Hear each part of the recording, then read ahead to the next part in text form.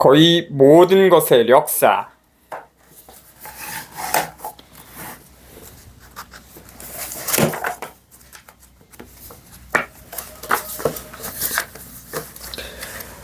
테터솔에 따르면 인간의 뇌가 커지게 된 이유에 대한 확실한 설명을 찾지 못하고 있다. 근뇌는 많은 노력이 필요한 기관이다. 뇌는 몸무게의 2%에 불과하지만 에너지의 20%를 삼켜버린다시피. 또한 뇌는 사용하는 연료에 대해서 무척 까다로운 편이다. 뇌는 지방을 전혀 사용하지 않기 때문에 지방을 먹지 않아도 불평하지 않는다. 그 대신 뇌는 포도당을 사용하고 그것도 다른 기관에 부담을 주는 한이 있더라도 엄청난 양을 필요로 한다. 가이 브라운에 따르면 몸은 욕심이 많은 뇌 때문에 언제나 파산할 위기에 처하게 되지만 뇌를 배고프게 만드는 것은 곧바로 죽음을 뜻하게 되기 때문에 어쩔 수가 없다. 큰 뇌는 더 많은 양의 먹을 것을 필요로 하고 그것은 곧 더 위험을 뜻한다. 테터솔은 뇌가 커지게 된 것은 단순히 진화에서의 사고였을 것이라고 믿는다. 그는 스티븐 제이 굴드와 마찬가지로 생명의 영화를 다시 돌리게 되면 오늘날 현대의 인류나 그와 비슷한 생물이 존재하게 될 가능성은 매우 희박하다고 믿고 있다. 인류가 처음 출현했을 바로 그 직전까지 되돌아가더라도 그렇다. 그에 따르면 인간으로서 인정하기 가장 어려운 주장은 우리가 최고의 정점에 있는 것이 아니라는 것이다. 우리가 반드시 여기에 존재해야 할 당위성은 아무것도 없다. 인간의 입장에서 진화라는 것이 결국은 우리 인간을 만들어내도록 계획된 것이라고 생각하고 싶어하는 것은 우리의 자만심에 불과하다. 1970년대에 이르기까지 인류학자들마저도 그렇게 생각했었다. 실제로 1991년까지도 유명한 교과서였던 진화의 단계에서 C. 로링 브레이스는 고집스럽게 튼튼한 오스트랄로피테쿠스라는 단 하나의 진화 과정을 인정하는 선형적 개념을 주장했다. 다른 모든 초기 인류들은 사람 속의 한 종이 발전의 지휘봉을 더 젊고 새로운 주자에게 넘겨주는 직선적인 진보의 과정을 나타낼 뿐이었다. 그러나 오늘날에는 초기 인류들의 대부분은 옆길을 따라가서 아무것도 성취하지 못했음이 분명해졌다. 우리에게는 다행스럽게도 한 종이 살아남았다. 도구를 사용하고 있던 그들은 남대없는 곳에서 출현했어. 그 정체가 확실하지도 않고 논란이 계속되고 있는 호모 하빌리스와 함께 살았다. 그것이 바로 유진 디부아가 1891년에 자바에서 발견했던 호모 에렉투스이다. 어떤 책을 보는가에 따라서 다르지만 에렉투스는 약 180만 년 전에서부터 대략 2만 년 전까지 살았다. 그러니까 에렉투스를 자바인이라고 여기 나오네. 자바인의 저자들에 따르면 호모 에렉투스가 경계선이었다. 45. 그 이전에 존재했던 모든 종은 유인원과 같은 특성을 가졌고 그 이후에 출현했던 모든 종은 인간과 같은 특성을 가졌다. 호모 에렉투스는 처음으로 사냥을 했고 처음으로 불을 사용했고 처음으로 복잡한 도구를 만들었고 처음으로 집단 생활의 흔적을 남겼고 처음으로 늙고 병든 동료를 돌봐줬다.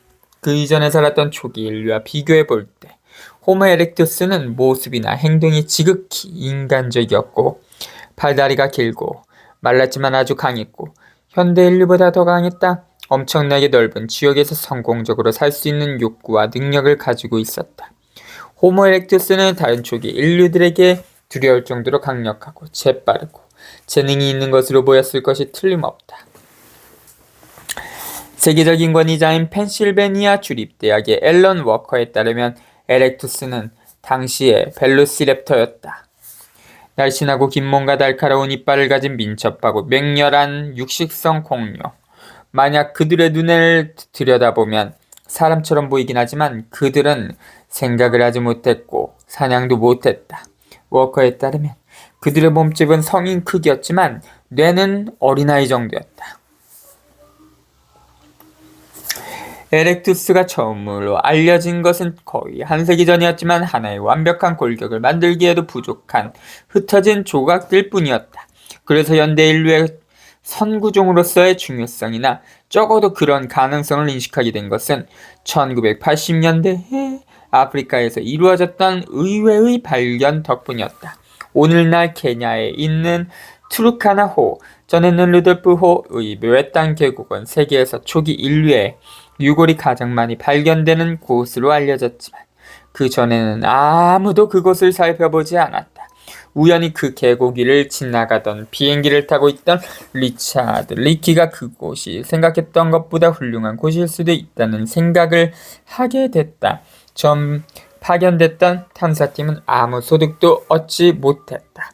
그러나 어느 늦은 오후에 리키의 팀에서 가장 능력 있는 화석 발굴자였던 카무에아 키메우가 호수에서 상당히 떨어진 언덕 위에서 사람의 이마뼈 조각을 찾아냈다. 그런 곳에서 화석이 발굴될 가능성은 낮았지만 키메우의 본능을 믿고 발굴을 하던 탐사팀은 놀랍게도 거의 완벽한 호모 에렉투스의 골격을 발견하게 됐다.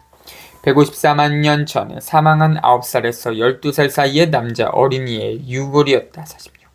테터설에 따르면 그 유골은 완벽하게 현대인의 구조를 가지고 있었다.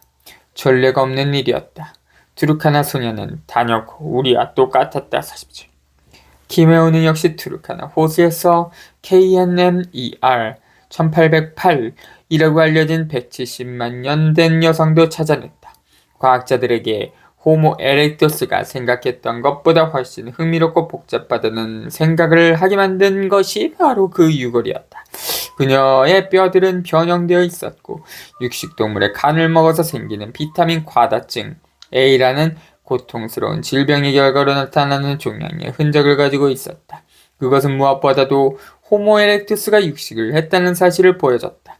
더욱 놀라웠던 사실은 종양의 양으로 보아서 몇 주 또는 몇 달 동안 알았던 것으로 보였다는 것이다.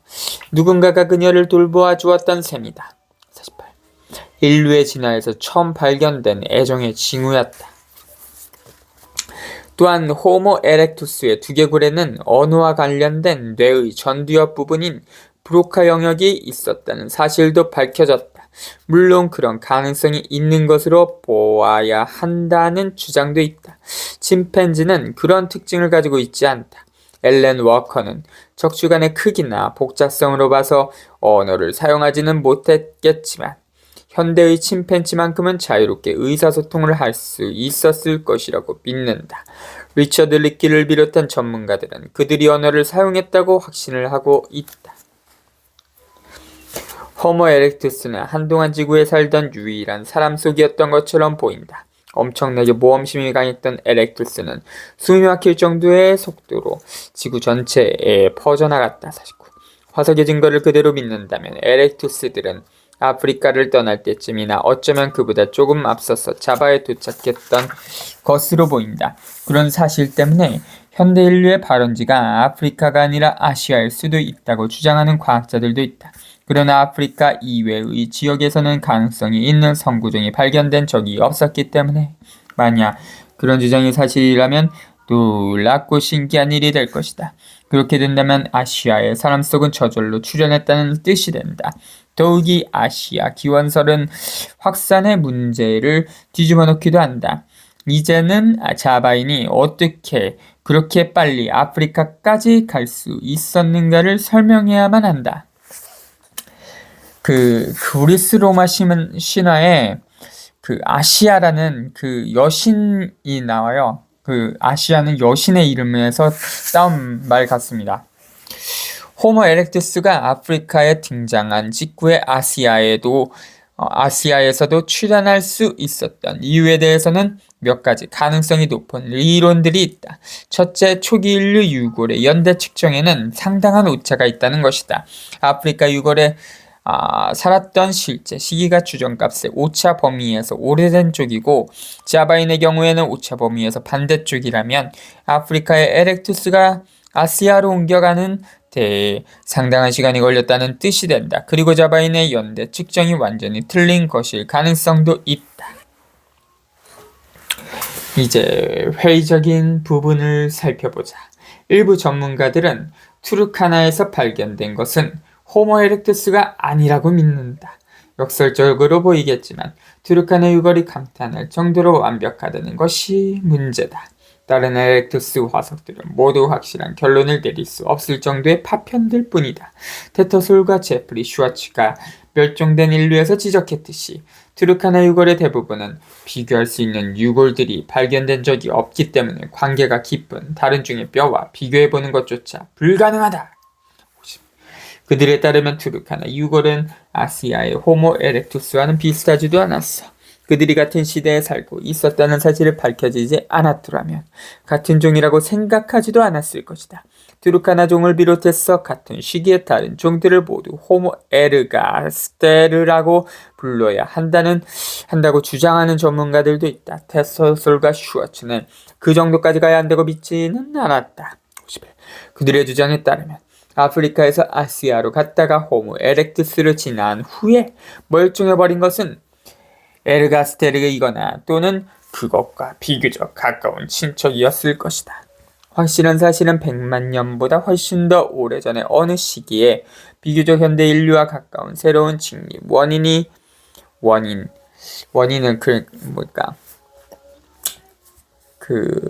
옛날 사람 그런 원신 그런 뜻입니다. 아프리카를 떠나서 용감하게 지구 전체로 퍼져나갔다는 것이다. 그러니까 무슨 일의 원인 결과할 때 그 원인이 아니다. 어쩌면 상당히 빠른 속도로 퍼져나갈 수도 있다. 산맥과 강과 사막과 같은 장애물을 건너서 새로운 기후와 먹거리에 적응하면서 1년에 40km 정도씩 영역을 넓혀갔을 것이다. 특별히 신비로운 것은 그들이 오늘날도 엄청나게 건조하지만 과거에도 더욱 건조했던 홍해의 서쪽 지역을 어떻게 통과했는가이다. 그들에게 아프리카를 떠나도록 만들었던 환경이 그들이 떠나는 것을 더 어렵게 만들었다는 것은 이상할 정도로 역설적이다. 그럼에도 불구하고 그들은 장애물을 넘어가 그 너머의 땅에서 번성하는 길을 찾아냈다. 모두가 합의할 수 있는 것은 그것뿐이다. 인류 진화의 역사에서 그 이후에 무슨 일이 일어났는가는 앞으로 살펴보듯이 길고 치열한 논쟁거리다. 다른 이야기를 계속하기 전에 지난 500만 년 동안 오래전에 수수께끼 같은 오스트랄로피테쿠스로부터 완전한 현대 인류로 진화한 결과가 유전적으로 볼 때 현대 침팬지와 98.4%가 똑같은 인간이라는 점을 기억할 필요가 있다. 얼룩말과 말, 돌고래와 곱등어의 차이가 우리와 세상을 지배하기 시작하면서 남겨뒀던 덜투성이의 선조들 사이의 차이보다 훨씬 더 크다. 곱등어는 돌고래와 모양이 비슷하지만 뿌리가 없다. 제29장 부지런했던 유인원.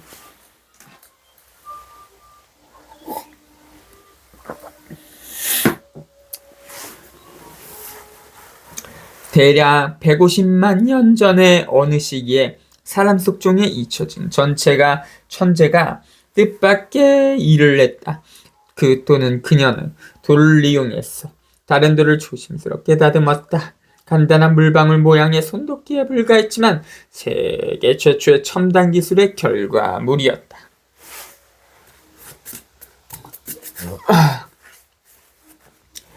다른 사람들도 곧바로 그 사람의 도움을 받았어. 다른 도구들보다 월등히 뛰어난 자신의 손도끼를 만들기 시작했다. 결국 당시에 모든 사람들은 다른 할 일이 없어져 버렸다. 니안테터솔에 따르면 그들은 수천 개의 손도끼를 만들었습니다. 아프리카에는 돌도끼를 밟지 않고는 걸을 수 없는 곳도 있습니다. 손도끼는 만들기가 아주 까다로운 것이기 때문에 이상한 일이었습니다. 단순히 즐기기 위해서 만들었던 것 같았습니다. 햇빛이 잘 되는 그의 작업실 선반에서 테터솔은 그리가 45cm 넓은 곳의 폭이 20cm나 되는 거대한 모형을 내려서 보여줬다. 장날 같은 모양이었지만 크기는 디딤돌 크기였다. 유리섬유로 만든 모형은 몇십 그램에 지나지 않았지만 탄자니아에서 발견했던 원형은 10kg이나 되었다. 테터솔에 따르면 그것은 도구로는 아무 쓸모가 없었습니다. 그것을 제대로 들어올리는 데에만 두 사람이 필요했을 것이고 그것으로 무엇을 맞두드리려면 더욱 힘들었을 것입니다. 그렇다면 무엇을 썼을까요? 테터솔은 그 신비를 즐기듯이 가볍게 어깨를 움찔했다. 할 수가 없죠. 어떤 상징적 중요성을 가지고 있던 것이 틀림없지만 그렇게 추측을 할 수 있을 뿐입니다.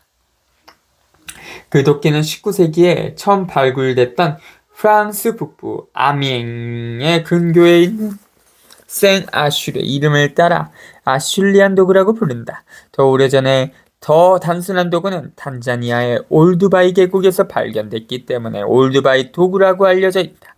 옛날의 교과서에서는 올드바이 도구들이 무디고 둥근 손바닥 크기라고 소개했다. 그러나 오늘날의 고고 인류학자들은 올드바이 도구들이 커다란 올드바이 암 속에서 벗겨내서 만들었고 물건을 자를 수도 있었다고 믿게 됐다. 이것이 수수께끼다. 우리로 진화하게 됐던 초기의 현대 인류가 10만 년쯤 전에 아프리카를 떠나올 때는 아슐리안 도구가 첨단 기술의 산물이었다. 그래서 초기의 호모 사피엔스들도 아슐리안 도구를 좋아했다. 그들은 그것을 아주 먼 곳까지 가져갔다. 나중에 도구를 만들어 쓰기 위해서 다듬지 않은 돌을 가져가기도 했다. 한마디로 그들은 기술에 몰두했었다. 아슐리안 도구들은 아프리카, 유럽 서부와 중부 아시아에서는 발견됐지만 극동 지방에서는 발견된 적이 없었다. 그것이 아주 이상한 점이다. 1940년대에 할럼 모비우스라는 하버드 화석학자가 아슐리안 도구를 사용했던 지역과 그렇지 않은 지역을 구분하는 모비우스 선을 정의했다. 그 선은 유럽과 중동을 남동쪽으로 가로질러서 오늘날의 캘커타와 방글라데시 부근까지 이어졌다. 모비우스 선을 넘어선 동남아시아와 중국 전체에서는 더 오래되고 더 단순한 올드바이 도구들만 발견됐다. 우리는 호모 사피엔스가 그 지역 너머까지 확산됐다는 사실을 알고 있다. 그렇다면 왜 그들이 귀중한 첨단 석공 기술을 극동지방의 경계까지 가지고 간 후에 포기했을까? 나는 오래전부터 그 문제에 대해서 의문을 가지고 있었습니다. 캔버라의 오스트레일리아 국립대학의 앨런 손의 말이었다. 현대 인류학은 인류가 두 차례에 걸쳐서 아프리카를 떠났다는 생각을 바탕으로 하고 있습니다. 첫 번째는 호모 에렉투스로 그들이 바로 자바인과 베이징인이 되었습니다. 그리고 훗날 더 진화된 호모 사피엔스가 그들을 대체하게 되었죠. 그렇지만 그것이 사실이라면 호모 사피엔스가 자신들의 첨단 기술을 먼 곳까지 가져간 후에 어떤 이유로 그것을 포기해버렸다는 사실을 믿어야만 합니다. 아무리 보아도 정말 수수께끼 같은 일이었죠. 결국 수수께끼 같은 일들이 한둘이 아닌 것으로 밝혀졌다. 그 중에서도 가장 수수께끼 같았던 사실은 손이 살고 있던 오스트레일리아의 오지에서 발견됐다. 1968년에 침 보울러라는 지질학자가 뉴사우스웨일스 서부에 건조하고 인적이 드문 곳에 있는 멍거라는 오래전에 말라붙어 버린 호수 바닥을 살펴보던 중에 전혀 예기치 않았던 것을 발견했다. 초승달 지형이라고 알려진 모래 언덕에 사람의 뼈가 솟아나와 있었다. 당시에는 오스트레일리아에 사람이 살기 시작했던 것이 8,000년이 되지 않았다고 알려져 있었지만 멍고 호수는 12,000년 전에 말라붙어 버렸다. 그렇다면 그렇게 황폐한 곳에서 무엇을 하고 있었을까? 탄소 연대 측정으로 알아낸 해답은 그 뼈의 주인이 멍고 호수가 훨씬 살기 좋았던 때에 이미 그곳에 살고 있었다는 것이었다. 당시에 멍고 호수는 길이가 10여 킬로미터로 물과 고기로 가득했고 주변에는 아름다운 카스와리나 숲이 있었다. 놀랍게도 그 뼈는 23,000년이나 된 것으로 밝혀졌다. 그 부근에서 발견된 다른 뼈들 중에는 6만 년이나 된 것들도 있었다. 거의 불가능에 가까울 정도로 예기치 못했던 결과였다. 인류가 처음 지구에 등장한 이후로 오스트레일리아가 섬이 아니었던 적은 한 번도 없었다. 그곳에 도착한 사람들은 분명히 바다를 통해서 왔을 것이다. 그것도 인구 증가가 가능할 정도로 많은 사람들이 함께 왔어야만 했다. 훌륭한 육지가 자신들을 기다리고 있다는 사실도 알지 못하면서 100km가 넘는 넓은 바다를 건너야 했을 것이다. 몽고 사람들은 육지에 도달한 후에도 도착 지역으로 추정되는 오스트레일리아의 북쪽 해안에서 3000km 이상을 육지로 들어가야만 했다. 미국 과학원 화회보에 실렸던 논문에 따르면 그런 사실들은 사람들이 그곳에 도착한 것이 6만 년보다 훨씬 전의 일이었음을 뜻한다. 그들이 어떻게 그곳에 갔고 왜 그곳에 갔었는가는 알 수가 없다. 대부분의 인류학 교과서에 따르면 6만 년 전에 사람들이 언어를 사용했다는 증거는 없고 바다를 가로지를 수 있는 배를 만들고 대륙과 같은 섬을 지배하는 데에 필요한 협동을 했었다는 증거는 더더욱 없다. 기록된 역사 이전에 사람들의 이주에 대해서는 모르는 부분이 대단히 많습니다. 캔버라에서 만났던 앨런슨의 말이었다.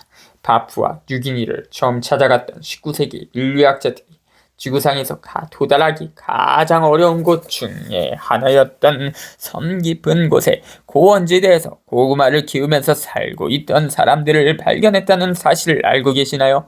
고구마는 원산지가 남아메리카입니다. 그런 고구마가 어떻게 파푸아 뉴기니에 전해졌을까요?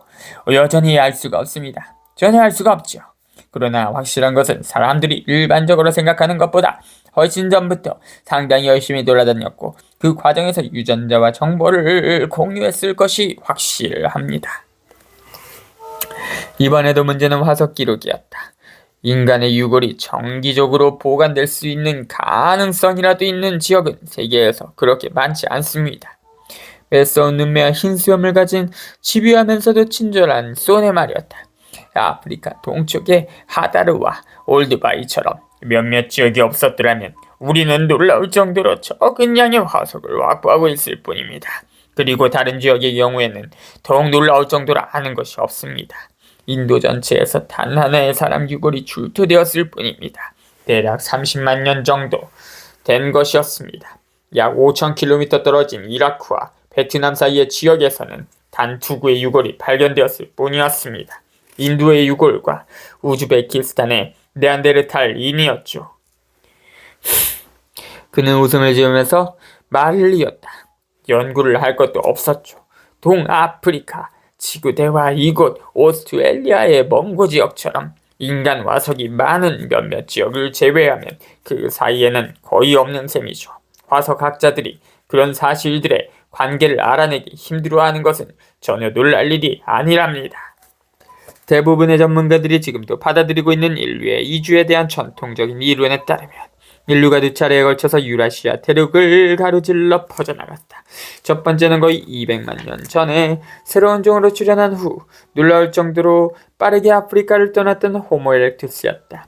상당한 기간 동안 그들은 여러 지역에 정착을 했고 이들 초기 에렉투스는 아시아의 자바인과 베이징인, 유럽의 호모 하이데베르겐시스와 마지막으로 호모 네안데르탈렌시스로 진화했다.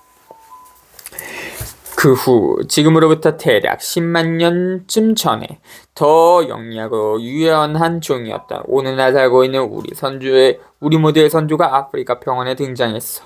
두 번째로 바깥쪽으로 퍼져나가기 시작했다. 그런 이론에 따르면 새로운 호모사피엔스들은 가는 곳마다 덜 똑똑하고 적응력이 떨어지는 에렉투스들을 밀어냈다. 어떻게 그런 일에 성공을 했는가는 언제나 논란거리였다.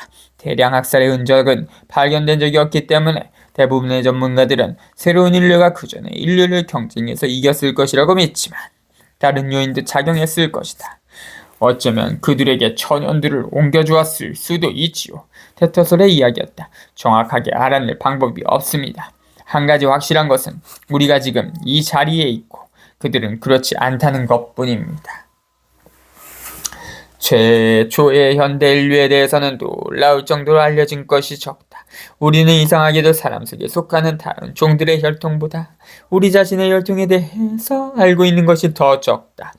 테터솔의 지적에 따르면 정말 이상한 것은 인류의 진화 과정에서 가장 최근에 일어났던 중요한 사건인 우리 종의 출현에 대해서는 알려진 것이 가장 적다는 것이다. 화석 기록으로는 최초의 현대 인류가 출현한 곳이 어디인가에 대해서는 아무것도 알 수가 없다. 많은 책들은 남아프리카의 클라지스강 하구에서 발굴된 유골을 근거로 약 12만 년 전에 처음 등장했다고 한다. 그러나 모두가 그것을 완벽한 현대인이라고 인정하는 것은 아니다. 테터솔과 슈워츠는 그 유골이 정말 우리 종을 대표하는 것인가는 아직도 확실하게 밝혀져야만 한다고 주장한다.